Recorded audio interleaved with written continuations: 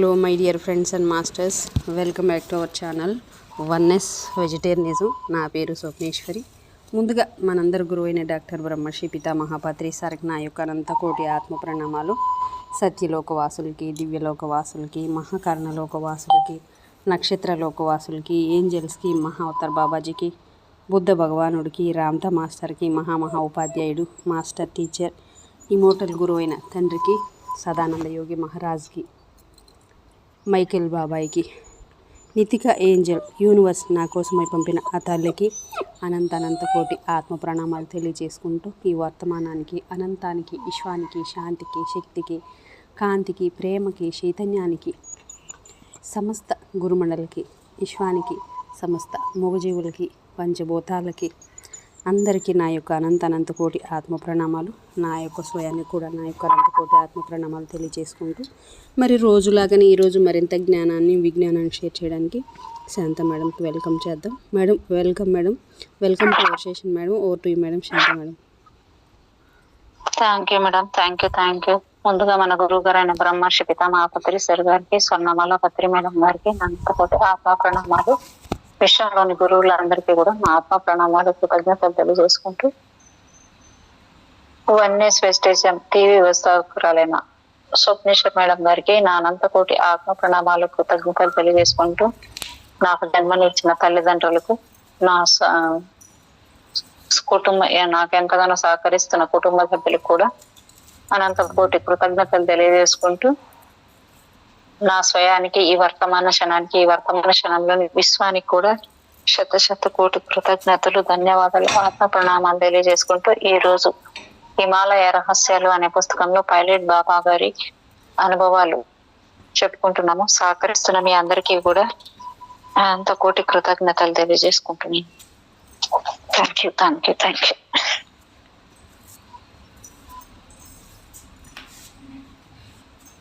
22 అధ్యాయాలు అయిపోయాయి ఇక్కడ నిన్నటికి. 23వ అధ్యాయం ప్రారంభించుకున్నాం ఈరోజు. బాగుంది మేడం. చాలా బాగుంది మేడం. అసలు ఒకటి కన్నా ఒకటి అద్భుతంగా ముందుకు వస్తున్నాయి బుక్స్ అయితే. ఇక్కడ పొగ మంచి వ్యాపించిన రాత్రి సమయంలో బల్జూరియా శిఖరం మీదుగా వెళ్తున్నప్పుడు ఒక అద్భుత దృశ్యం కనిపించింది. నేను కౌపీనం మాత్రమే ధరించి ఉన్నందున చలిగాలులకు వణుకుతున్నాను. ఆ పొగమంచును చీల్చుకుంటూ ఒక కాంతి కిరణం వచ్చింది. క్రమంగా ఒక సన్నటి పొడవైన పురుషుని రూపం పసుపు పచ్చని దుస్తుల్లో కనిపించసాగింది. అంటే ఇక్కడ 23వ అధ్యాయం మహావతార్ బాబాజీ గురించి ఇచ్చారు మేడం. మహావతార్ బాబాజీ అని ఆయన గురించి ఇది. క్రమంగా ఒక సన్నటి పురుషుని రూపం పసుపు పచ్చని దుస్తుల్లో కనిపించసాగింది. కొంతసేపు ఆ రూపం గాలిలో తేలి తర్వాత బల్జూరియా శిఖరం పైన దిగింది. నేల మీదకి దిగిన తర్వాత నా వైపు నడిచి వచ్చి అతడు నా ప్రక్కనే కూర్చున్నాడు. ఇదంతా త్వరగా జరగటంతో నేను చకితుడునయ్యాను. ఆ దివ్య పురుషునకు ప్రణామాలు అర్పించి ప్రశ్నార్థకంగా ఆయన వైపు చూశాను. ఆయన స్పందించకుండా మౌనంగా ఉండటంతో నేను ఆ మంచు పైనే పడుకొని గ్రహ నక్షత్రాలను చూడసాగాను. కొంచెం సేపటి తర్వాత ఆ మహాత్ముడు, నా రాక నీకు ఆశ్చర్యజనకంగా లేదా? అకస్మాత్తుగా ఆకాశాన్ని చూడాలనే ఆసక్తి ఎందుకు కలిగింది అని అడిగాడు. నేను శాంతంగా ఇలా జవాబిచ్చాను, అయ్యా, మీకు రావాలనిపించింది వచ్చారు, అలాగే పోవాలనిపిస్తే వెళ్ళిపోతారు. మొదట మిమ్మల్ని చాలా ప్రశ్నలు అడగాలనుకున్నాను, కానీ మీరు ఉదాసీనంగా కనిపించడం వలన నిరుత్సాహపడ్డాను. నాకు మరొక దారి కనిపించక మిమ్మల్ని గురించి తెలుసుకొనటానికి ఆకాశం కేసి చూస్తున్నాను. మీ రాక నాకు ఆశ్చర్యాన్ని కలిగించలేదు, ఎందుకంటే ఎందరో మహాత్ములు ఆకాశ మార్గాన తరచుగా సంచరిస్తుండటం చూస్తాను. వారి సంకల్ప శక్తితో ఇష్టానుసారం వెళుతూ ఉంటారు. వారి శక్తి వారి సంస్కారాల నుంచి వస్తుంది. నాకు అలాంటి సంస్కారాలు లేవు, కాబట్టి మానవాతీత కార్యాలలో అనవసరమైన ఆసక్తి చూపకూడదని తలచాను. ప్రతిదినం సిద్ధులు, గంధర్వులు, దేవీ దేవతలు ఆకాశంలో తిరగటం చూస్తుంటాను, కాబట్టి మిమ్మల్ని చూసి ఆశ్చర్యపడలేదు. మీరు దివ్య పురుషులు అయినందున మిమ్మల్ని పూజ్యభావంతో చూశాను. మిమ్మల్ని కలుసుకోవటం నా పూర్వజన్మ పుణ్యఫలం. మీరు కూడా అంగీకరిస్తారనుకుంటాను. ఈ మాటలు విని ఆయన నవ్వి నన్ను దగ్గరకు లాక్కున్నాడు. దగ్గరగా ఆయన ముఖం చూస్తే పరిచితమైన ముఖంలా కనిపించింది. కానీ ఎప్పుడు ఎక్కడ చూసానో గుర్తు రాలేదు. ఆ మహాత్ముడు తన మౌనాన్ని వీడి ఇలా చెప్పాడు, నేను కృపాచార్యుడిని. అశ్వత్థామ నా గురించి నీకు చెప్పి ఉంటాడు అనుకుంటాను. మహాభారత కాలం నాటి ముక్త ఆత్మలు కొందరు భగవంతుని దయ వలన ఈ లోకంలో ఇంకా తిరుగుతున్నారు. అమ్మో, ప్రపంచంలో వస్తున్న మార్పుల్ని గమనిస్తున్నారు. నేను కూడా ఆ కాలం వాడిని. అనంతమైన దైవ లీలకు మేము ప్రేక్షకులం. అధిక భాగం మేము హిమాలయాల్లోనే ఉంటాం.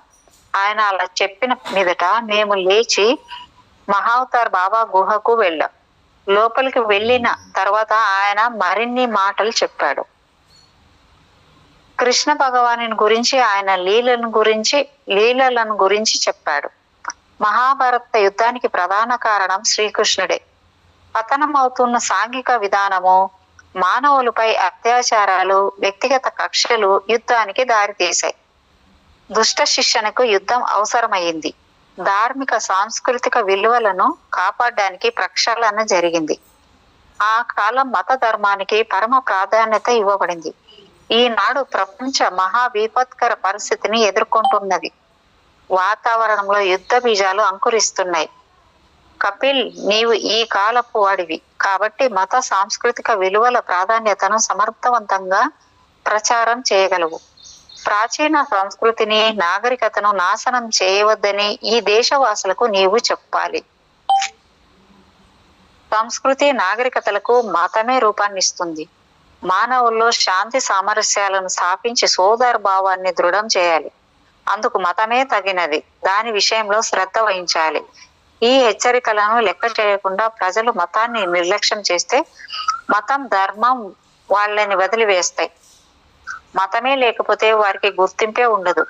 విదేశీ సంస్కృతిని స్వీకరించడం ప్రజల భావదాస్యాన్ని తెలుపుతున్నది. భారతీయులు ఇప్పటికీ భావదాస్యంలో ఉన్నందున వారి భావాలు, వ్యక్తిత్వము అంతమవుతున్నాయి. జాతి స్వాతంత్రానికి వ్యక్తి ఆరాధన తత్వం చాలా హాని చేస్తుంది. దాన్ని బహిరంగంగా ఖండించాలి. జాతి పతనం కాకుండా కాపాడాలి. భారతదేశం దాస్యంలో ఉన్నప్పుడు దానికి ఒక మతము, సంస్కృతి ఉండేవి. కానీ ఇప్పుడు స్వతంత్రం వచ్చాక స్వీయ సంస్కృతి అంటూ లేకుండా పోయింది. ఆధ్యాత్మికంగా, సాంస్కృతికంగా అధోగతికి చేరిన జాతి ఇతర జాతులకు శాంతి సందేశం ఇవ్వజాలదు. కృపాచార్యుల వారితో పాటు నేను కూడా మన జాతి యొక్క భావ దాస్యాన్ని గురించి, సాంస్కృతిక దారిద్ర్యాన్ని గురించి ఆలోచించసాగాను. మా భావ తరంగాలు కలిసి రాబోయే ఘటనలకు రూపకల్పన చేశాయి. రాబోయే సంఘటనల రూపురేఖలను మేము తేలికగా వాతావరణంలో చూడగలిగాం.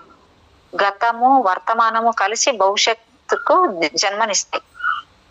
ఆ క్షణంలో మధురాదాస్ బాబా, సర్వేశ్వరానందజీ ఇంకా ఇతర మహాత్ములు వస్తున్నట్లు వారి భావ తరంగాలు మాకు తెలియజేశాయి.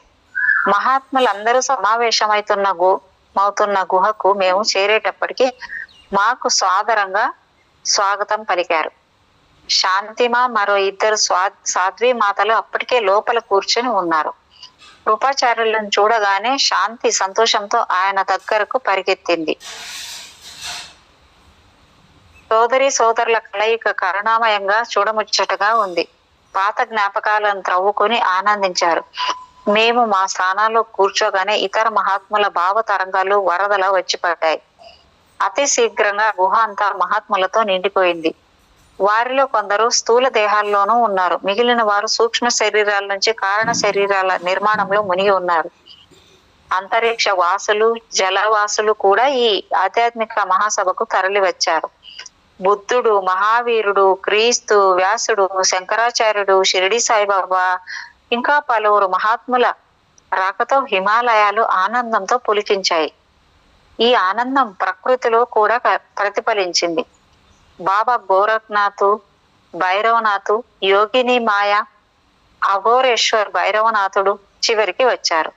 పక్షుల కలపూజితాలు, జలపాతాలు, సంగీతం, గాలిలో సుగంధం ప్రకృతి ఆనందాన్ని ప్రతిఫలించాయి. అది ఆత్మల అసాధారణ కలయిక. వారందరూ వ్యక్తిగత, సామాజిక ప్రాపంచిక పరిమితులను అధిగమించినవారు. మహాత్ములు ఆధ్యాత్మికంగా ఎంత పురోభివృద్ధి సాధించారంటే మానవ జాతిని ఉద్ధరించడానికి వారి భావ తరంగాలు చాలు. వారు తమ సంకల్ప శక్తితో సృష్టి చేయగలరు. ఈ తరంగాలలో చలనము, శబ్దాలు ఉన్నాయి. ప్రతి తరంగాన్ని శబ్ద రూపంలోకి మార్చవచ్చు. ప్రతి భావము దానికి తగిన చలనాన్ని కలిగిస్తుంది. మహాత్ములందరూ తమ భావాలను స్వేచ్ఛగా వ్యక్తం చేశారు. వారు వేర్వేరు తరగతులకు చెంది ఉన్నప్పటికీ అందరి ఉపన్యాసాలలోని ముఖ్యాంశం ఒకటే. ఆహ్వానితులు ఈ సమావేశాన్ని చక్కగా ఏర్పాటు చేసినందుకు కృపాచార్యులకు కృతజ్ఞత తెలిపారు. అమరయోగి గోరఖ్నాథుని గురించి అందరూ తమ అభిప్రాయం వ్యక్తం చేసి ఆయనకు నివాళులు అర్పించారు. బుద్ధుడు, మహావీరుడు ఆయనను ఎంతో గౌరవంగా చూశారు. ఈ అతీత మానవుల సమూహాన్ని చూచి నేను భయ సంభ్రమాలకు లోనయ్యాను. ప్రతి మానవునిలోనూ దాగి ఉన్న అనూహ్యమైన శక్తికి వారు ప్రతీకలు. పూజ్యభావం నిండిపోగా లేచి హరిబాబా, గోరఖ్నాథ్ జీ, అవతార్ బాబాల పాదాలకు ప్రణమిల్లాను. గోరఖ్నాథ్ జీ నా కళ్ళలోకి చూసి చిరునవ్వుతో ఇలా అన్నాడు, నీళ్లు నిల్వ ఉండకూడదు.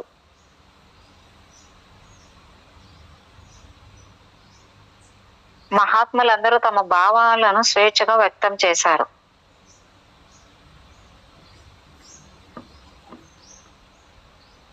ఒక్క నిమిషం మరి.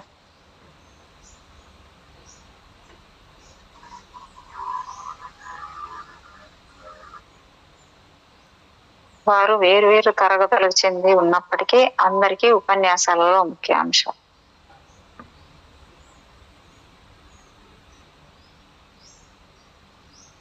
వారు వేరువేరు తరగతులకు చెంది ఉన్నప్పటికీ అందరి ఉపన్యాసాలలో ముఖ్యాంశము ఒకటే. ఆహ్వానితులు ఈ సమావేశాన్ని చక్కగా ఏర్పాటు చేసినందుకు అయిపోయింది. ఓకే. చిరునవ్వుతో ఆయన ఇలా అన్నాడు అనమాట గోరఖ్నాథ్ జీ, నీళ్లు నిలువ ఉండకూడదు. అందులో పద్మాలు పూయాలి. ప్రవాహాన్ని ఎప్పుడూ ఆపకూడదు. నిల్వ నీరు కలుషితం అవుతుంది. ప్రపంచంలోని కాలుష్యానికి కారణం నిశ్చలత్వమే. కాలుష్య ప్రపంచాన్ని క్రమంగా మృంగివేస్తున్నది. తర్వాత గోరఖ్నాథ్ జీ సభను ఉద్దేశించి ఇలా ప్రసంగించాడు. సంఘటన ఏ విధంగా జరగక తప్పదో అలాగే జరగనివ్వండి. ఏవి జరగాలని లేదో వాటిని జరగనివ్వవద్దు. రాబోయే సంఘటనల రూపురేఖలు తయారయ్యాయి.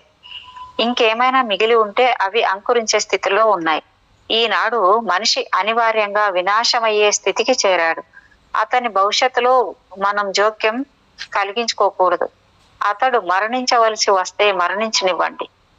అతడు బ్రతికితే భవిష్యత్ తరాల నాశనానికి అతడు చర్యలు తీసుకుంటాడు. సుందర భవిష్యత్తును సృష్టించడానికి మనం గతాన్ని ఆవాహన చేయాలి. నశిస్తున్న సాంఘిక ధార్మిక విలువలు పునరుద్ధరణకు మనం దైవనామాన్ని జపించాలి. ఆధ్యాత్మ జ్యోతి ఆరోగ్యకరమైన భవిష్యత్తు తెస్తుంది. అదే మన ప్రధాన లక్ష్యం కావాలి. మనమంతా కలిసి భవిష్యత్తును సృష్టిద్దాం. వర్తమానానికి సంబంధించినంత వరకు యథావిధిగా జరగనివ్వండి. ఎప్పుడైనా అనుచితమైన ఘటనలు జరిగినప్పుడు మాత్రమే మనం జోక్యం కలిగించుకోవాలి. ఆధునిక విజ్ఞానంతో కనిపెట్టిన ఆయుధాలు ఆచరణలో ఆశించినంత ఫలితాన్ని ఇవ్వవు. ఆ మారణాయుధాల సామర్థ్యాన్ని మనం బలహీనపరచగలం. తన ప్రసంగం ముగించి గోరఖ్నాథ్ జీ తన దృష్టిని ఆకాశం వైపు మరల్చి చూశాడు. ఆయన ముఖంపై రంగురంగుల కిరణాలు పడినాయి. ఆయన శరీరం నుంచి వస్తున్న సువాసనతో వాతావరణం అంతా నిండిపోయింది. ఆయన ముఖానికి రూపకల్పన చేయటంలో సౌందర్య దేవత తన వనరులన్నింటినీ ఉపయోగించింది. శైశవంలోని అమాయకత్వం లేదా యవ్వనంలోని అందము కలిసి ఉన్న రూపం అది. అయితే అవేవి ఆయన గమనించడం లేదు. మానవ కళ్యాణానికే ఆయన అంకితమయ్యాడు. ఆయన పొడకరి కాదు, పొట్టివాడు కాదు. ఆదర్శమైన ఎత్తు కలవాడు. ఆయన జుట్టు విరబోసుకున్నాడు. ముఖం పైన మంచు బిందువులు మెరుస్తున్నాయి. ఆయన సుందర వదనంలో నుంచి దివ్య తేజస్సు వెలువడుతున్నది. ఆలోచన నిమగ్నుడై కొంతసేపు అలాగే నిలబడి తర్వాత మంచుగడ్డపై నెమ్మదిగా నడుమాల్చాడు. అంతా నిశ్చలమైపోయింది. ఆ నిశ్శబ్దంలో హిమాలయ గుండె చప్పుడు వినపడుతున్నది. సూర్య శాంతి భోజనాలు వడ్డించారు. అందరూ నిశ్శబ్దంగా తిన్నారు. భోంచేసి తమ తమ స్థానాలకు వెళ్లిపోయారు. నిమిషాల్లో వాతావరణం కూడా మారిపోయింది. హిమపాతం మొదలైంది. మహాత్ముల నిష్క్రమణతో హిమాలయాలు రోధిస్తున్నాయి. ఆ కన్నీళ్లే మంచు బిందువులుగా ఆ ప్రదేశమంతా వ్యాపించాయి. బాబా గోరఖ్నాథ్, కృపాచార్య, అవతార్ బాబా, హరిబాబా, శాంతమాత, సూర్య, యశోద నాతో పిండారి గుహకు వచ్చారు. ఆ గుహలో కొంతసేపు ఉండి తర్వాత ఖాతీ గ్రామానికి బయలుదేరాం. అక్కడ నేను శివశక్తి మహాయజ్ఞాన్ని నిర్వహించాను. అందరూ అందులో పాల్గొన్నారు. యజ్ఞం సమాప్తమైనాక నా విశిష్ట అతిథులు వెళ్లిపోయారు. ఖాతీ గ్రామానికి 2-1/2 కిలోమీటర్లు అంటే 2-2.5 కిలోమీటర్ల దూరంలో ఒక గుహ ఉన్నది. అది తరచుగా నా దృష్టిని ఆకర్షిస్తున్నది. పిండారి నది ప్రక్కనే ఉన్నది గుహ మధ్యలో ఒక పెద్ద రాతి బండ ఉంది. అది విశ్రాంతి తీసుకుంటుకునేందుకు అనువుగా ఉంది. ఆ బండపై పడుకొని చూస్తుంటే తరచుగా 2 మహాత్ములు గుహ ముందు తిరుగుతూ కనిపించేవారు. నేను ఎప్పుడు వారిని గురించి విచారణ చేయలేదు. వారు నా పట్ల ఆసక్తి చూపలేదు. ఆ మహాత్ములు అనుకోకుండా ఒకనాటి అర్ధరాత్రి నా దగ్గరకు వచ్చారు. ఒకరు అవధూత బాబా, రెండవ మనిషి మహా అవతార్ బాబాతో అదే నా మొదటి పరిచయం. ఆయన్ను అనేక సందర్భాల్లో చూశాను గాని ఎప్పుడూ మాట్లాడలేదు. ఆయన ముఖము పరిచితమైనదిగానే ఉంది, కానీ నేను వెంటనే గుర్తుపట్టలేకపోయాను. వారిద్దరిని సాదరంగా ఆహ్వానించాను. వారికి తేనె, పాలు ఇచ్చి అతిథి సత్కారం చేశాను. వారు వాటిని సేవించి ఎంతో ఆనందించారు. తర్వాత మహావతార్ బాబా నా జీవితంలో ఒక ముఖ్య భాగం అయ్యాడు. మహావతార్ బాబా, ఐడా ఖాన్ బాబా, కృపాచార్యుల వారి 2 ప్రత్యేక రూపాలని నాకు తెలియడానికి చాలా కాలం పట్టింది. ఆ 2 రూపాలు భిన్న తరగతులకు చెందినవి. మహావతార్ బాబా శ్రీకృష్ణ భగవానుని ఉపాసనలో నిమగ్నుడై ఉంటాడు. ఐడా ఖాన్ బాబా చిత్తం శివ పూజలోనే ఎప్పుడూ ఉంటుంది. ఇద్దరు బ్రహ్మైక్యం పొందిన యోగులే. ఈ రూపాల్లో ఒకటి క్రియాత్మకంగా ఉన్నప్పుడు రెండవది నిష్క్రియంగా ఉండిపోతుంది. ఐడా ఖాన్ రాకముందు మహావతార్ క్రియాత్మకంగా ఉన్నాడు. ఐడా ఖాన్ రంగంలోకి రాగానే మహావతార్ నిద్రలోకి పోయాడు. ఆ విధంగా ఇద్దరు వేర్వేరు రూపాలతో ఉండగలిగారు. కృపాచార్యుల వారు 3 రూపాల హిమాలయాల ప్రాంతంలో, ముఖ్యంగా కుమావులో బహుళ ప్రచారంలో ఉన్నాయి. ఆ ప్రదేశంలోని ప్రజలు ఆయన్ను మహావతార్ బాబాగా ఎరుగుదురు. ఆయన పై అచంచల విశ్వాసం ఉంది. ఉత్తరాఖండ్ ప్రాంతంలో ఆయన్ను ఐడా ఖాన్ బాబాగా ఎరుగుదురు. ఆయన్ను ఋషిగా పూజిస్తారు. భౌతికంగా 3 రూపాలు ఒకేలాగా ఉంటాయి, కానీ వేష భాషల్లో స్వల్పమైన భేదం ఉంది. ఐడా ఖాన్ ఎప్పుడు తెల్లని వస్త్రాలు వదులుగా ఉండేవి వేసుకొని బ్రహ్మచారులుగా ఉంటాడు.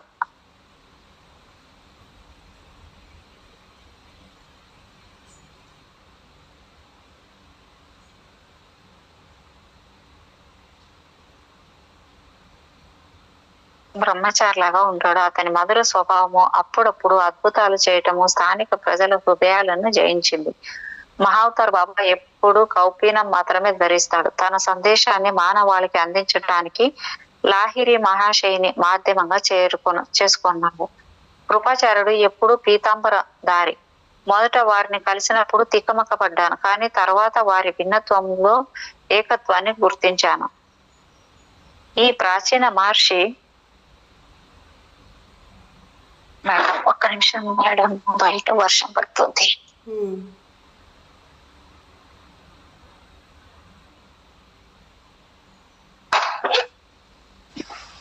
మొత్తం అనిపిస్తున్నాయి.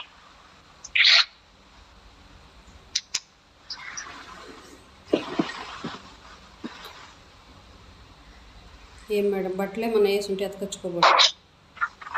అదే మేడం, ఇవి బట్టలు తర్వాత ఇవి ఉన్నాయి మేడం. కొన్ని అవి గింజలు పెట్టింది మేడం. పోండి పోండి మేడం, వర్షం పడేటప్పుడు పోయిరా పోండి. వచ్చింది మేడం, అయిపోయింది.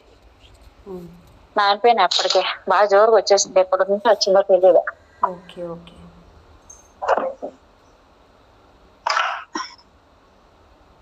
మొత్తం నానిపోయినాయి.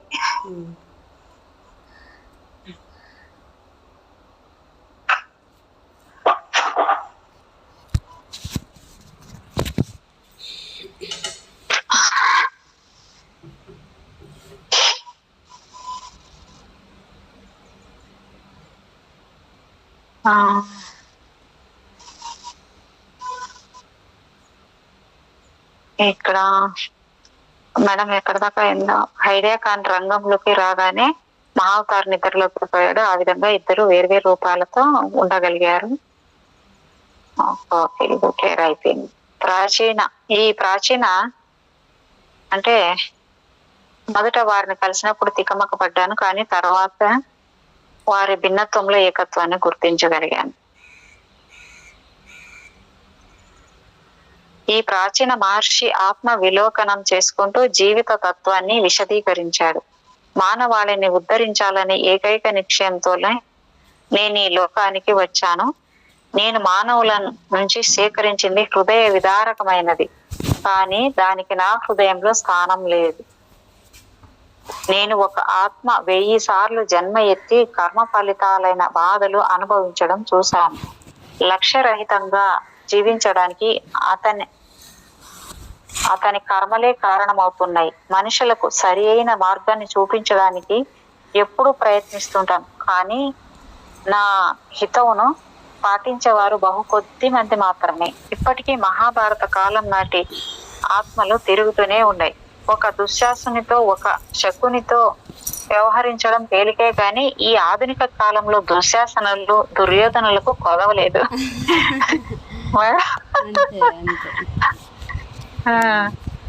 వెనుకటి కాలంలో మానవుడు తన మాటకు కట్టుబడి ఉండేవాడు. ఆధునిక మానవుడు చపల చిత్తుడు. అతనికి భక్తి శ్రద్ధలు లేవు, మాట నిలకడ లేదు, క్షణం రంగులు మారుస్తాడు. మహాభారత కాలం నుంచి మనిషి ఒకే విధంగా ఉన్నాడు, కానీ వైఖరి మాత్రమే మారింది. పూర్వకాలపు మనిషి స్వేచ్ఛగా తన భావాలకు ప్రాధాన్యతనిచ్చేవాడు. ఈనాడు మనిషి భావ స్వాతంత్రం అనుభవించటం లేదు. నేను విభిన్న వేషాలలో తిరుగుతూ ప్రజలను గమనిస్తుంటాను. ఏ పరిస్థితులలో ఎలా ప్రవర్తిస్తుంటాడో చూస్తుంటాను. పూర్తిగా అధ్యయనం చేయకపోతే ఈనాటి మనిషికి ఏ విధంగానూ సాయపడలేను. నేను శ్రీకృష్ణునితో సన్నిహితంగా ఉండేవాడిని. ఆయనతో నా సంబంధంలో ప్రేమ, ద్వేషము రెండూ ఉండేవి. ఆయన ఎప్పుడూ ఏదో ఒకటి కొత్తదాన్ని ఆలోచన చేసేవాడు. నేను ఆయనకు వ్యతిరేకం కాదు, కానీ ఆయన భావాలను వ్యతిరేకించేవాడిని. మహాభారత యుద్ధం ఆయన సృష్టించిందే. ఈ నాటకంలో నాయక పాత్ర ఆయనదే. ఈ పాత్ర పోషించడానికి ఆయన మానవుడిగా అవతరించాడు. ఆయన నరుడు, నారాయణుడు కూడా. కృష్ణుడు శృంగార పురుషుడని, కామకేళీయుడని సామాన్యంగా అనుకుంటారు, కానీ ఇది తప్పుడు అభిప్రాయం. ఆయన భౌతిక సుఖభోగాలు, కామవాంఛలకు దూరంగా ఉన్నాడు. ఆయనకు కలిగిన సంతానం కూడా సంకల్ప శక్తి వల్లనే మాయా రూపాల్లో ఆయన మగువలందరికీ కనిపించేవాడు. ఆయన తన పిల్లను క్రోవిని గాని నెమలి పింఛాన్ని గాని ఎన్నడూ విసర్జించలేదని గుర్తించడం చాలా ముఖ్యం. నెమలి పింఛము బ్రహ్మచర్యానికి సంకేతం. ధర్మ సంస్థాపన, దుష్ట శిక్షణ అనే తన జీవిత ధ్యేయాలను పూర్తి చేసుకుని ఆయన అవతారం చాలించాడు. స్థూల దేహాన్ని వదిలి వెళ్ళాడు. ఆ కారణం చేత ఆయన్ను ఎప్పుడు మరువలేం. నేను ఇలా సంచరించడంలో ఉద్దేశం సంస్కారాలున్న మనుషులకు చక్కని దారిలో నడిచేటట్లు చేయడం. మరొకసారి విశ్వం మహా విపత్కర పరిస్థితిలో పడింది. మనుషుల కంటే యంత్రాలు ముఖ్యమైపోయాయి. నా అవసరాలు తీరే వరకు మహావతార్ బాబా వ్యక్తిత్వాన్ని సజీవంగా ఉంచాను. తర్వాత హైడియా ఖాన్ బాబా రూపాన్ని సృష్టిలో విభిన్న స్థలాలలో సంచరించాను. సాంఘిక వ్యవహారాల్లో మునిగిపోయానని గ్రహించి ఈ రూపాన్ని కూడా అంతమొందించాలని నిర్ణయించాను. ఆభార గోపాల సమక్షంలో పొంగి ప్రవహిస్తున్న ఖాళీ గంగలో జల సమాధిలో ప్రవేశించాను. ఆ విధంగా హైడా ఖాన్ బాబా అస్తిత్వం అంతమైంది. ప్రాపంచిక సంబంధం నుంచి ముక్తుడనై అవతార్ బాబాగా ద్రోణగిరిలోని నా గుహకు తిరిగి వచ్చాను. అక్కడ కఠోర తపస్సు చేశాను. 50 ఏళ్ల తర్వాత సమాధి నుంచి బయటకు వచ్చాను. అమ్మ బాబోయ్ మేడం, 50 ఏళ్ళ సమాధి స్థితిలో ఉన్నాడంట మేడం. నిన్న వాళ్ళకి టైం ఇప్పుడు మనకి ఇట్లా ఉండదు కదా మేడం, మన టైం వేరు వాళ్ళ టైం వేరు. వాళ్ళకి 50 ఏళ్ళు ఒక్క అదే కన్ను మూసుకొని తెరిచే లోపల అయిపోయేలా ఉంటుంది వాళ్ళు. ప్రజలు ఒక సన్యాసి యువకుడిని హైడా ఖాన్ అవతారంగా భావించడం చూసి నిర్ఘాంతపోయాను.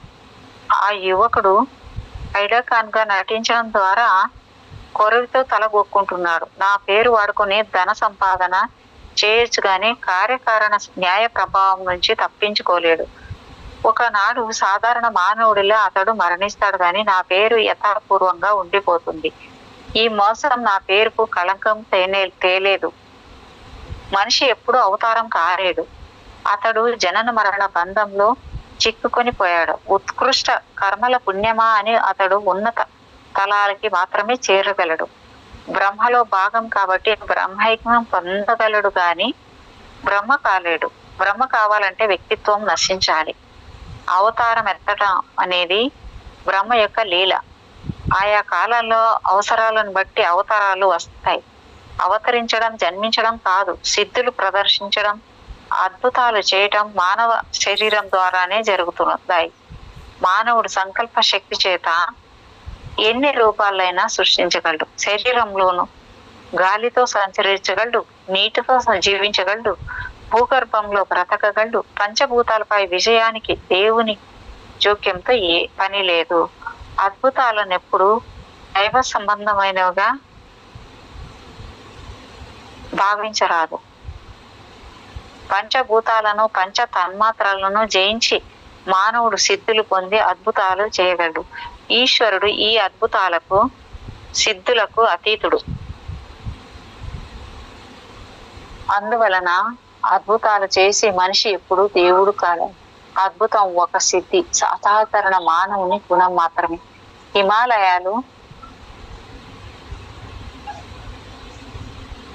హిమాలయాల ఋషులకు నివాస స్థానమని జగదంబ అయిన పార్వతి తన కుమార్తె అని ఎప్పుడు ఘోషిస్తుంటాయి.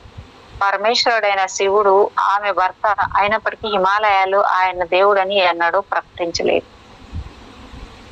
ఇదేంటి మేడం చూడండి. అంటే హిమాలయాలు జగదంబని పార్వతీదేవి తన కుమార్తెని ఎప్పుడు ఘోషిస్తుంటాయంట.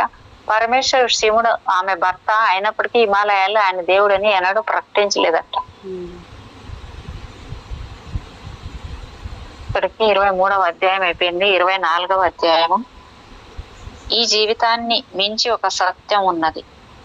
ఆ సత్యాన్ని తెలుసుకోలేకపోవటం వలన మనిషి దారి తప్పి తిరుగుతున్నాడు. శరీరంలోని స్థూలతకు మూలం మట్టి, ద్రవానికి మూలం జలం, వేడికి మూలం అగ్ని, శ్వాసకు చలనానికి మూలం వాయువు, శూన్యతకు మూలం ఆకాశం, సంకల్పానికి లేక మనస్సుకు మూలం అహంకారం, విచారానికి మూలం మహత్వం, సుషుప్తికి మూలం ప్రకృతి. అయితే ఈ అహానికి మూల రూపం ఏమిటి? మన చైతన్యానికి మూలం ఏమిటి? మనం మన సత్యాన్ని తెలుసుకుంటే మృత్యువు నుంచి రక్షించుకోగలం. అద్వైత జ్ఞానం అంటే సంఘర్షణకు చోటు ఉండదు. రెండవది, లేనప్పుడు ఎవరితో పోరాడగలవు? మనము శరీరం కాదు. శరీరాన్ని మించిన తత్వం ఏదైతే ఉందో దానిని యోగం ద్వారా తెలుసుకోవచ్చు. జీవితం సత్యమైనట్లే మృత్యువు కూడా సత్యమే. జాగ్రత్త, స్వప్న, సుషుప్తి అవస్థల వలె మృత్యువు కూడా జీవితం ఒక అవస్థయే. మనం నిద్రపోవటానికి భయపడనప్పుడు మృత్యువుకు ఎందుకు భయపడాలి? జీవత్వానికి సంస్కారాలు ప్రాప్తించి జీవుడిగా మారుతుంది. చార్వాక సిద్ధాంతం ప్రకారం ద్రవంలో మాత్రమే జీవత్వం ఉంటుంది. మరణంతో అది నశిస్తుంది. బౌద్ధులు జీవత్వం కాలంలో ఉంటుందంటారు. కాల ప్రవాహంలో వెళ్లే సంస్కారాలలో జీవాత్మ ఉంటుందని వారి మతం. సంస్కారాల ఈ నిరంతర ప్రవాహం ఆగిపోయినప్పుడు జీవత్వం నిలిచిపోతుంది, నిర్వాణం సిద్ధిస్తుంది, స్థలంలో జీవత్వం ఉంటుందంటారు జైనులు. విశ్వమంతటా వ్యాప్తమైన మనం జీవత్వంతో నిండి ఉంటుంది. 18 దోషాలు తొలగిపోయినప్పుడు జీవుడు ముక్తి పొందుతాడు. స్థల కాల ద్రవాలు మూడింటిని జీవతో ప్రాతిపదికలుగా వైదిక మతం మేల్కొంటుంది. స్థలంలో లోకాంతరాలుగా కూడా ఉన్నాయి. నానా లోకాల్లో ఉండే కాలము ఉంది, సంసార రూపంలో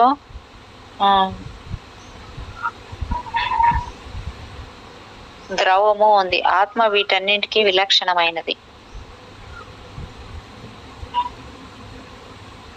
జీవుడు సంస్కారాలు, ప్రారబ్ధము, కర్మ వీటి మధ్య చిక్కుకొని చస్తూ పుడుతూ సంసార చక్రంలో తిరుగుతుంటాడు. మరలా మృత్యువును చవి చూస్తాడు. పూర్వ జన్మ లేదని చెప్పలేము. మృత్యువుకు పూర్వ జన్మకు మధ్య ఉండే సంఖ్యల యోగుల సహాయం లేకుండా వైజ్ఞానికులకు అర్థం కాదు. అదృశ్య లోకాలు సూక్ష్మ తరంగాలతో నిర్మితమయ్యాయని నిరూపించడానికి ఆధునిక వైజ్ఞానికులు కూడా ప్రయత్నిస్తున్నారు. జీవాణువులు ఒక శక్తి, భావనలు, సూక్ష్మ తరంగాలలోని ముఖ్యాంశాలు, ఈ మూడింటి సమాహారమే ఆత్మ. దేహం మరణించాక ఆత్మ ఏ రూపంలోనైనా కనిపించవచ్చు. ఇష్టానుసారం ఆ దృశ్యము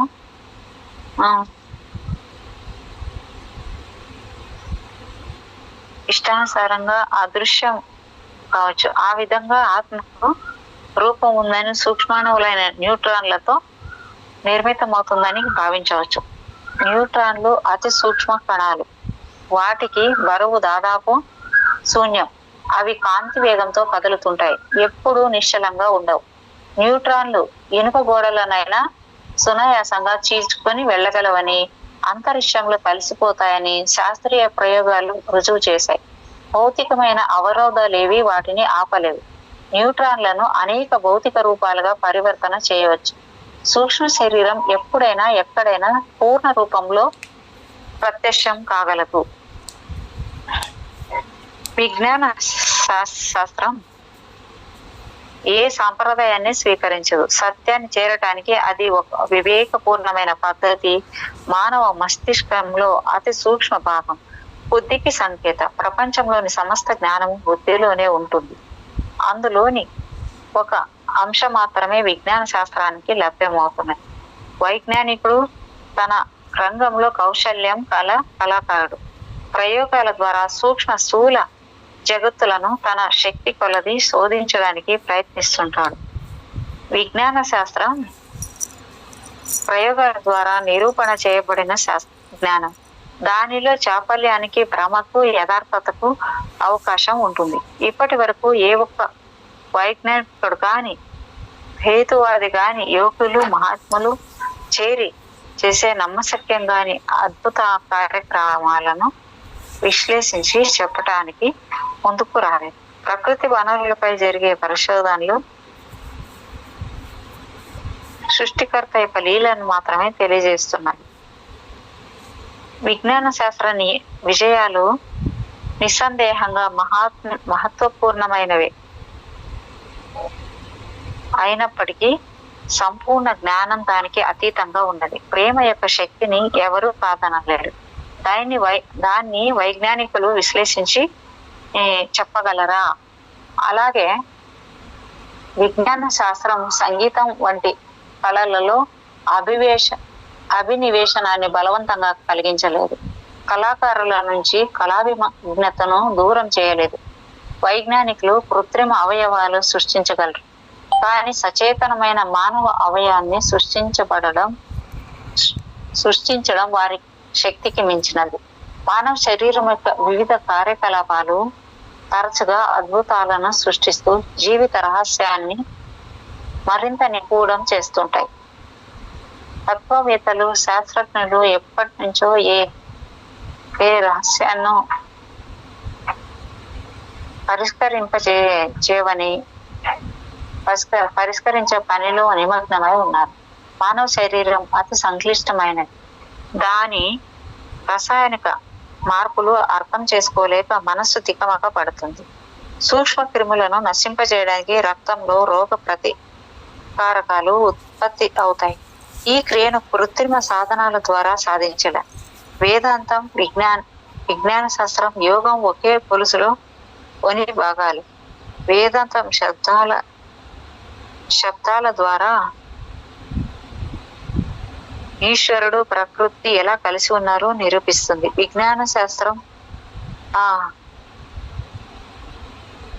సత్యాన్ని రూఢి చేస్తున్నది. యోగం మన దేహాన్ని ప్రయోగశాలగా చేసుకుని ఆత్మసాక్షాత్కారాన్ని బోధిస్తుంటుంది. ఎలక్ట్రాన్, ప్రోటాన్, న్యూట్రాన్లనని యోగము స్థూల సూక్ష్మ కారణ శరీరాలుగా భావించవచ్చు.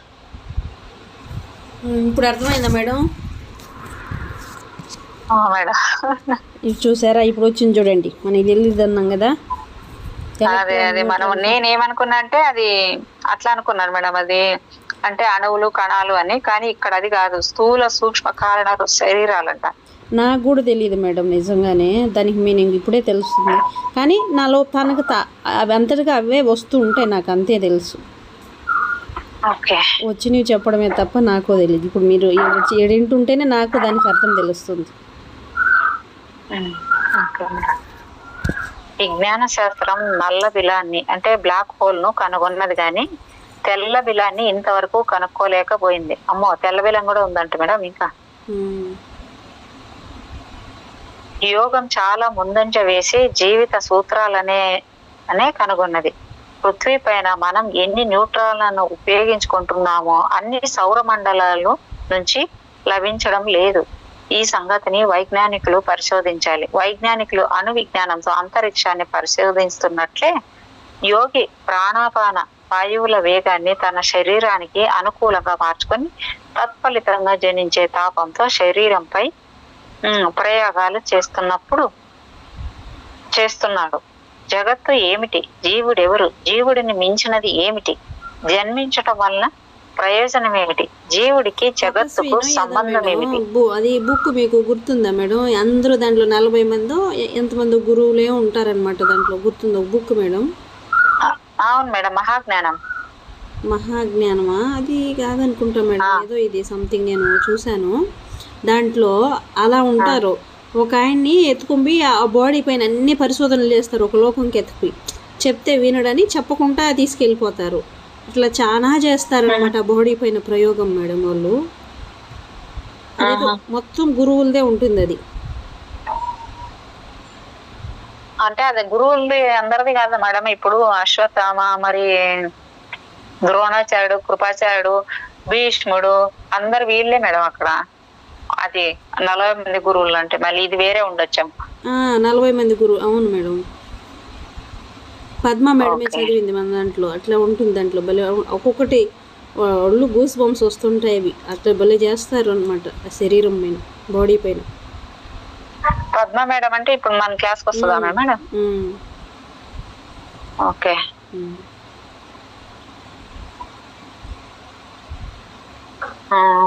అంటే మానవ యాత్ర ఎప్పుడు సమాప్తం అవ్వదు. ప్రతి క్షణం పాతది నశిస్తుంది.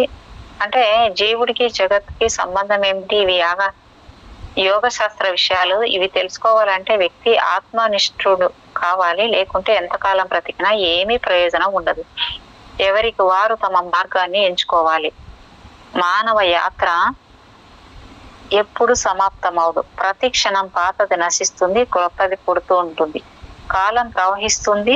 అసంఖ్యాకమైన జీవాణువులు పుడుతూ చస్తూ క్షణభంగురతను, మార్పును సూచిస్తుంటాయి. ప్రపంచంలో జరిగే మార్పులను అర్థం చేసుకోవటానికి దాన్ని ఉదాహరణగా తీసుకోవచ్చు.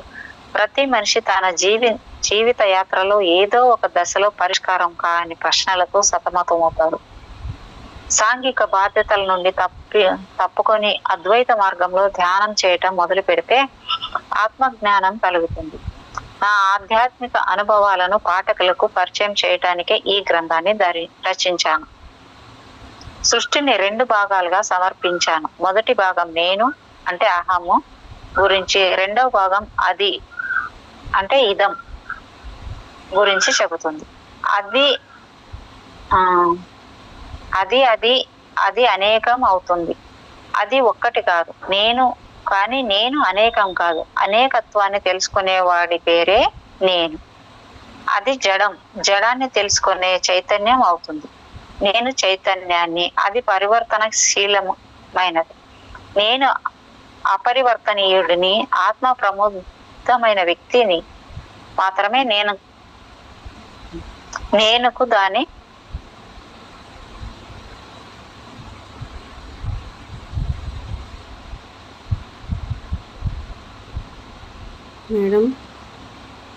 మేడం అది చేయి తగిలితేనే ఎప్పుడు పోతాయి మేడం పేజీలు, అట్లే చివరిలో వచ్చేస్తాను. ఓకే, అంటే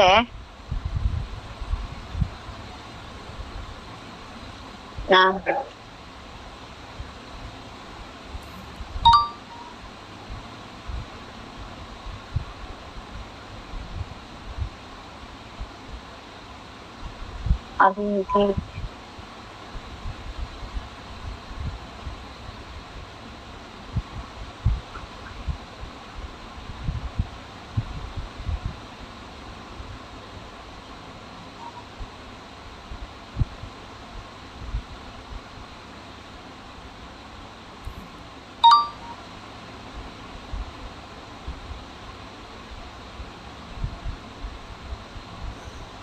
వచ్చిందా మేడం? దొరికింది మేడం. అదే ఎక్కడికి వచ్చాము చూస్తున్నాను. విజ్ఞాన శాస్త్రం ఏ దానిలో చాపల్యానికి భ్రమకు అది ఇది అన్నాడు, ఏదో చెప్తూ ఉండింది. ఇప్పుడు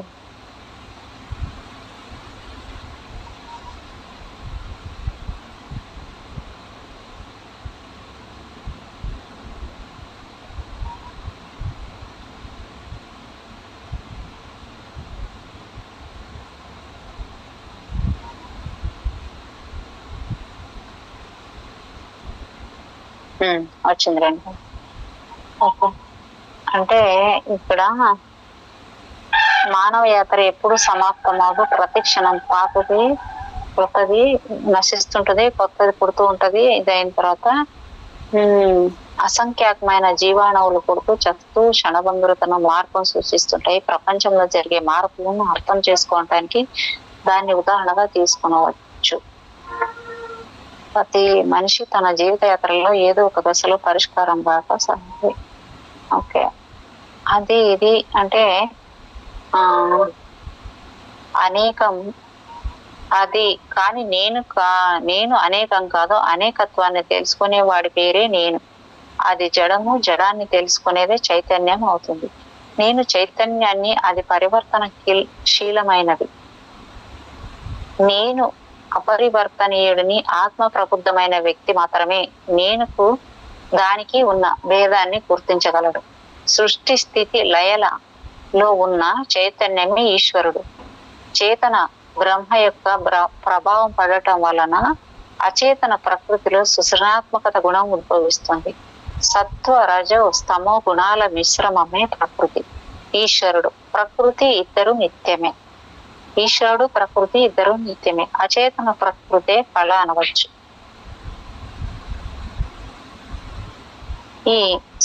ఇక్కడ 24వ అధ్యాయం అయిపోయింది. 25వ అధ్యాయము కళ ప్రకృతి. సంపూర్ణ అచేతన జగత్తుకు మూల గుణాలు సత్వ రజో స్తమో గుణాలు. ఈ మూడు సమాన అవస్థలో ఉండటమే కళ. మూల కళను ఎవరు ఉత్పాదన చేయలేదు. కళ అంటే ప్రకృతి మూలరహితమైనది, అంటే స్వయంభూ అన్నమాట. కళ ఏ జగత్తును నిర్మిస్తుందో అది తన కోసం కాదు, జీవాత్మల కోసం. కళ అచేతనం, అది భోక్త కూడా కాదు, చైతన్యమే భోక్త. చేతన జీవాత్మ అనుభవించడం కోసమే జగత్తులోని భోగాలన్నింటినీ కళ సమర్పణ చేస్తుంది. ప్రకృతి పురుషులు పరస్పరం విరుక్తులై వైరాగ్యం తీసుకుంటే మోక్ష స్థితి వస్తుంది. చేతన ఆత్మ కళతో సంబంధాన్ని వదిలివేస్తే అలా జరుగుతుంది. కళతో సంబంధం తెగిపోతే ఆత్మ జ్ఞానం కలుగుతుంది. ఈశ్వరునికి ప్రకృతితో సన్నిహిత సంబంధం ఉంది. ఆయన ప్రకృతిని అధిష్ఠించి ఉంటాడు. జడాత్మకమైన కళలో ఈశ్వరుడే చైతన్యం నింపుతాడు, చలనం కలిగిస్తాడు. అప్పుడు సృష్టి ప్రారంభమవుతుంది. ప్రకృతి పురుషుల సంయోగం నుంచే సృష్టి జరుగుతుంది. కళకు 8 లక్షణాలు ఉన్నాయి. 1 ధర్మము, 2 అధర్మము, 3 జ్ఞానము, 4 అజ్ఞానము, 5 అనురాగము, 6 విరాగము, 7 సౌభాగ్యము, 8 దారిద్ర్యం. మేడం కళలు అంటే ఇవంటే మేడం 8. మేడం చెప్పండి మేడం, మళ్ళీ ఒకసారి చెప్పండి. విన్నారా ఇది? కళకు 8 లక్షణాలు ఉన్నాయంట. కళకి అంటే 1 ధర్మము, 2 అధర్మము, 3 జ్ఞానము, 4 అజ్ఞానము, 5 అనురాగము, 6 విరాగము, 7 సౌభాగ్యము, 8 దారిద్ర్యం. అంటే 1కి ధర్మానికి అధర్మం ఆపోజిట్ ఎలాగో అట్లా ఒక్కొక్క దానికి ధర్మానికి అధర్మం అని, జ్ఞానానికి అజ్ఞానం అని, మరి 5వది అనురాగానికి విరాగం అని, 7వది సౌభాగ్యానికి దారిద్ర్యం ఆపోజిట్. ఇందులో జ్ఞానం ఒక్కటే మోక్షానికి ఉపకరించేది. మిగిలిన 7 మనిషిని జనన మరణ చక్రంలో బంధిస్తాయి. ప్రకృతిలోని సత్వ రజ తమో గుణాలతో మనిషి అంతరాత్మ ఏర్పడుతుంది. త్రిగుణాత్మక ప్రకృతి నుంచే బ్రహ్మ, విష్ణు, మహేశ్వరులు, మహాసరస్వతి, మహాలక్ష్మి, మహాకాళి ఉద్భవిస్తున్నారు. అక్కడ కూడా వచ్చింది మేడం. వస్తుంది మేడం. ఆత్మ నిర్వికార సమాధిలో లీనమై ఆత్మజ్యోతి ప్రకాశాన్ని పొంది ఋతంబర ప్రజ్ఞ ప్రాప్తించినప్పుడు మాత్రమే బ్రహ్మ దర్శనం లభిస్తుంది. కళ ప్రకృతి స్వరూపం, శక్తి, కుండలిని, చిత్త విలాస్. మేడం పత్రి సార్ చెప్పేది ఒకసారి పెట్టారు కూడా, ఆ అమ్మవారి రూపాలు పెట్టి దానికి అర్థం అంటే పూజ చేయడం కాదు, మనం ఆ తత్వాన్ని తెలుసుకుని ఆ తత్వంలో ఉండాలి, అలా జీవించాలని చెప్పి పత్రి సార్ చెప్పేవారు మేడం. లక్ష్మీదేవి అంటే సేవ అని చెప్పేవారు, సరస్వతి అంటే జ్ఞానం అని చెప్పేవారు, పార్వతి అంటే ధ్యానం చేసి శక్తిని సంపాదించుకోవాలని చెప్పేవారు పత్రి సార్. చాలా బాగా చెప్పేవారు. అంటే ఇక్కడ ఋతంబర ప్రజ్ఞ ప్రాప్తించినప్పుడు మాత్రమే బ్రహ్మ దర్శనం లభిస్తుంది. కళ ప్రకృతి స్వరూపము, శక్తి, కుండలిని, చిత్త విలాసిని, జగద్ధారిణి, మహామాయ రూపాల్లో అది వ్యక్తమవుతూ ఉంటుంది. సృష్టికి కేంద్ర బిందువు శివుడు. కళకు పూర్తిగా సమర్పితమైన మానవుడు చివరికి పరతత్వంలో లీనమవుతాడు. శక్తికి ఆధారం కళ. మనిషి వ్యక్తిగా ఈ శక్తి పైన పూర్తిగా ఆధారపడతాడు. అతని శక్తులన్నీ కళ నుంచే ఉత్పన్నమవుతాయి. అందువలన మానవ జీవితానికి పునాది కళలోనే ఉంది. సమస్త విశ్వంలో ప్రాణ సంచారం కళ నుంచే ఉద్భవిస్తున్నది. కళ యొక్క ప్రాణశక్తి నేనే. కళయే కుండలిని, కుండలినియే వీడియో విన్నారా మేడం? విన్నానా మేడం? లేదు మేడం, నిన్న వినలేదు. నిన్న కదా మొన్న పెట్టాను మేడం.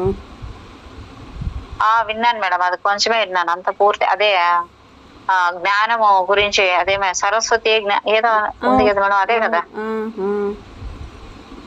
మేడం. విన్నాను, కొంచెం విన్నాను, పూర్తి వినలేదు. ఓకే, వింటాను మేడం ఈరోజు. సమస్త విశ్వంలో ప్రాణ సంసారం కళ నుంచే ఉద్భవిస్తుంది. కళ యొక్క ప్రాణశక్తి నేను. కళయే కుండలిని, కుండలినియే ప్రాణశక్తి, నేను పురుషుడిని. కళ ప్రకృతి, కళ మనస్సు, నేను దానిలోని చైతన్యాన్ని. నేను ప్రేమని అయితే కళ నా ప్రేమిక. నేను ఉపాసకుడిని అయితే కళ ఉపాసిక. నేను కళ, కళ నేను. శివుడు శక్తి, శక్తి శివుడు. మహాప్రళయం తర్వాత శక్తి పరతత్వమై శివుడిలో లీనమైపోతుంది. సృష్టికి సమయం రాగానే అది త్రిగుణాలతో వేరైపోతుంది. పంచమహాభూతాల రూపంలో పునఃసృష్టిని ప్రారంభిస్తుంది. జీవుల కర్మలు సృష్టికి కారణమవుతాయి. సృష్టి వినాశాలు కళ యొక్క 2 విరుద్ధ రూపాలు.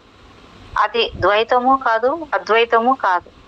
బుడగలు, నూరగులు, అలలు, నీళ్లకు వేరువేరు పేర్లు అయినట్లే చేతన బ్రహ్మను శివతత్వం అని పిలవచ్చు. సమస్త బ్రహ్మాండానికి కళయే సృష్టికర్త. ఈశ్వరుడు దానికి ప్రాణదాత. భక్తుల ప్రార్థనల మేరకు కళ వివిధ రూపాలు ధరిస్తుంది. అందువలన కళను జగన్మాతగా పరిగణిస్తారు. లోకం నుంచి చైతన్యాన్ని వేరు చేయలేం. చేతనాల సంయోగమే సృష్టికి మూల కారణం. దానిని బట్టి కళ ఎంత శక్తివంతమైనదో తెలుసుకోవచ్చు. కళలో లీనమై యోగి చేతన స్వరూపాన్ని తీసుకొని కుండలిని జాగృతం చేసుకొని సిద్ధులను సంపాదిస్తాడు. యోగిగా నా వ్యక్తిగత అనుభవం దీనిని రుజువు చేస్తున్నది. నా సూక్ష్మ స్థూల కారణ శరీరాలు కళాశక్తి చేతనే నియంత్రితమవుతున్నాయి. అది ఆత్మ జ్యోతి యొక్క ప్రకాశాన్ని మనసుకు, బుద్ధికి, అహంకారానికి, చిత్తానికి ప్రసారం చేసి చివరికి కుండలిని శక్తిగా సిద్ధపడుతుంది. చరాచర జగత్తు యొక్క రహస్యాలను తెలుసుకోగల శక్తిని అది నాకు ఇచ్చింది. కళను దేవుని యొక్క సృజనాత్మక రూపంగా నిర్వచించవచ్చు. ప్రాపంచిక అనుబంధాల నుండి విడుదల పొంది ఆధ్యాత్మిక మార్గాన్ని స్వీకరించడానికి కళ నాకు సహాయపడింది. జీవితానికి లక్ష్యం కావాలి. కళ ప్రతి మనిషిలోనూ చైతన్య రహితంగా ఉంటుంది. పురుషుడుగా మనిషి కళను చైతన్య పరిచే బ్రతుకును సార్థకం చేసుకోవచ్చు. సూక్ష్మ కారణ శరీరాల ద్వారా యోగి అలౌకిక అనుభవాన్ని గడించవచ్చు. తర్వాత ప్రారంధానికి సంబంధించిన కర్మలను నాశనం చేయవచ్చు. సిద్ధ పురుషుడు ఎంత శక్తివంతుడవుతాడంటే దేవతలే దిగివచ్చి అతడితో మాట్లాడటం మొదలు పెడతారు. విజ్ఞాన శాస్త్రం నిస్సహాయంగా చేతులెత్తి ఓటమిని అంగీకరించినప్పుడు ఆధ్యాత్మిక శాస్త్రమే శరణ్యమవుతుంది. జీవిత రహస్యాలు తెలుసుకోవటానికి సహాయపడుతుంది. అందువలన ఆధునిక వైజ్ఞానికులు అణు పరిశోధనను ఆపి ఆధ్యాత్మిక శాస్త్రం యొక్క అనంతమైన శక్తి పైన ధ్యాస పెట్టాలి. కళ యొక్క కార్యకలాపాలు ఆధ్యాత్మిక శాస్త్రం ద్వారానే తెలుసుకోగలం. కళ యొక్క నిజ స్వరూపాన్ని, బ్రహ్మ జ్ఞానాన్ని తత్వశాస్త్రం మాత్రమే ఇవ్వగలదు. ఇంద్రియాల ద్వారా లభించే జ్ఞానం భౌతిక స్థాయికి పరిమితం కాగా లోకాతీత జ్ఞానాన్ని తత్వమీమాంస ద్వారా మాత్రమే పొందగలం. భౌతిక జ్ఞానం కంటే తాత్విక జ్ఞానం ఉత్కృష్టమైనది. కాబట్టి తత్వజ్ఞాన ప్రాధాన్యతను కాదనలేం. ఆధునిక విజ్ఞాన శాస్త్రాలన్నీ చారిత్రక కాలంలో ఉద్భవించినవే. కొత్త వైజ్ఞానిక పరిశోధనల ఫలితంగా ఎంతో పురోభివృద్ధి జరిగింది. దానితో శాస్త్ర పరిధి పెరిగి కంటికి కనిపించేవే గాక కనిపించని సూక్ష్మ విషయాలపైన కూడా వైజ్ఞానికుల దృష్టి పడింది. కాలం గడిచే కొద్దీ సూక్ష్మాతి సూక్ష్మ విషయాలపై పరిశోధనలు జరుగుతున్నాయి. చివరికి ఇంద్రియ గోచర కాని సూక్ష్మ తత్వాల ఎన్నింటినో కనుగొన్నారు. ఎక్స్రేలు, వైర్లెస్ మొదలైనవి ఇందుకు ఉదాహరణలు. అణువుల పరిశోధన అంటే పరోక్షంగా సూక్ష్మ జగత్తును పరిశీలించడమే. సూక్ష్మ జగత్తు యొక్క పరిధి అనంతమైనది. అనూహ్యమైన కళ యొక్క శక్తి కౌశలం ఇంతింతని చెప్పలేం. కళ యొక్క విధి విధానాలు మనిషి కనిపెట్టగలడేమో కానీ కళను నియంత్రించే సూత్రాలను అతడెన్నటికీ రూపొందించలేడు. కళలో ఎప్పుడూ ఒక పద్ధతి, ఒక వరుస ఉంటాయి. దానిని బట్టి విశ్వం స్థిరంగా ఒక నిర్దిష్ట దిశలోనే పోతున్నదని ఊహించవచ్చు. అలాగే శాస్త్రీయ పరిశోధనలలో కూడా ఒక క్రమని వికాసం గోచరిస్తాయి. ఆధ్యాత్మిక సాధకుడు ఆత్మ ద్వారా మాత్రమే కళ యొక్క నిగూఢ తత్వాన్ని ఆవిష్కరించగలడు. అది తెలిసి కూడా ఆధునిక వైజ్ఞానికుడు దీన్ని అందరి విశ్వాసాన్ని తేలికగా కొట్టివేయడం శోచనీయం. విజ్ఞాన శాస్త్రం యొక్క అపరిపక్వతే బహుశా అందుకు కారణమై ఉండవచ్చు. కాలం గడిచే కొద్దీ విజ్ఞానం పరిపక్వమై దాని వైఖరిలో పూర్తి పరివర్తన రావచ్చు. ఆధ్యాత్మిక నిమిషంలో నేను ఇక్కడ ఉన్నత శిఖరాల వలన నా వ్యక్తిత్వం విజ్ఞాన శాస్త్రం పరిధిని అధిగమించింది. విజ్ఞానవేత్తలు నన్నే అర్థం చేసుకోలేకపోతే ఇక హిమాలయాల్లో నివసించే దివ్య జీవులను ఏమి అర్థం చేసుకుంటారు? మానవ శరీరం బ్రహ్మాండానికి సూక్ష్మ రూపం. ఈ బ్రహ్మాండంలో ఏవైతే ఉన్నాయో అవన్నీ బీజ రూపంలో మానవ దేహంలోనే ఉన్నాయి. సాధన ద్వారా ఈ బీజాలను మొలకెత్తించి పెరిగేటట్లు చేయవచ్చు. జీవుడు ఈ పిండం ద్వారా తన లక్ష్యాన్ని సాధించుకోగలడు. పరమాత్మతో సంబంధం ప్రాప్త స్థాపనకు యోగం ఉపకరణంలా సహాయపడుతుంది. యోగం అంటే వాచార్థ్యం, కలయిక, సమర్పణ, లీనం కావటం. యోగం యొక్క నిజమైన అర్థాన్ని తెలుసుకొనడానికి సెలయేళ్ళు నదిలో కలవడం, నీటిలో ఉప్పు కరిగిపోవడం, అగ్నిలో ఇంధనం కాలిపోవడం వంటి ఉపమానాలు సరిగ్గా సరిపోతాయి. ద్వంద్వ భావం నశించి ఏకత్వ భావము ఉదయించటమే యోగం. సాధారణంగా యోగాభ్యాసంలో అనేక కర్మకాండలు ఉన్నాయి. యోగ గ్రంథాల ద్వారా పాఠకులకు అవి పరిచితమైనవే. నేను పాఠకులకు ఒక కొత్త యోగ ప్రణాళికను పరిచయం చేస్తాను. అది పూర్తిగా వైజ్ఞానికమైనది, సామాన్య పద్ధతులకు భిన్నమైనది. ఆ పద్ధతులు ఆత్మ జాగృతికి అనుకూలమైన వాతావరణాన్ని కలిగించగలవే గాని అంతిమ స్థాయి ఎవరకు తీసుకుని పోలేవు. వివిధ యోగ ప్రక్రియలనే యోగ మని జనులు భ్రమపడుతుంటారు, కానీ అది యథార్థం కాదు. దివ్య చైతన్యంతో జీవుడు తాదాత్మ్యం చెందటమనే అంతఃకరణ స్థితియే యోగం. యోగి అయిన వాని ఆలోచనలు, కర్మలు దివ్యకాంతని ప్రసరిస్తాయి. ఈ స్థితి కళకు, చేతనకు మధ్య గల సంబంధాన్ని ప్రతిబింబిస్తుంది. యోగం ద్వారా యోగి సిద్ధిని పొందుతాడు, కాయసిద్ధి పురుషుడవుతాడు. అతడు బాహ్య అంతరంగాలు దివ్యతో ప్రతిబింబాలు. అప్పటి నుంచి యోగి ఎల్లప్పుడూ శక్తి స్వరూపిణి అయిన కళలోనే నివసిస్తాడు. కాలక్రమేణా కళ అతనికి సహాయపడుతుంది, మహాతత్వంలో లీనమవడానికి తోడ్పడుతుంది. మేడం టైం ఉందా? ఇప్పుడు అప్పుడు ఈ చాప్టర్ అయిపోయింది. ఓకే మేడం, వీడికి ఆపేద్దాం మేడం, ఎండ్ చేద్దాం. అయిందా మేడం? టైం అయిందా? అయింది మేడం, ఇంకొక 5 minutes 4 minutes ఉంది, 1 hour అంతే. అవునా? చదవాలా మేడం మరి? ఇంకా మళ్ళీ పేరా మొదలు పెడితే అదే అప్పుడే అయిపోదు కదా మేడం. అవును, అదే ఇక్కడే అంటే అవును మేడం. ఈ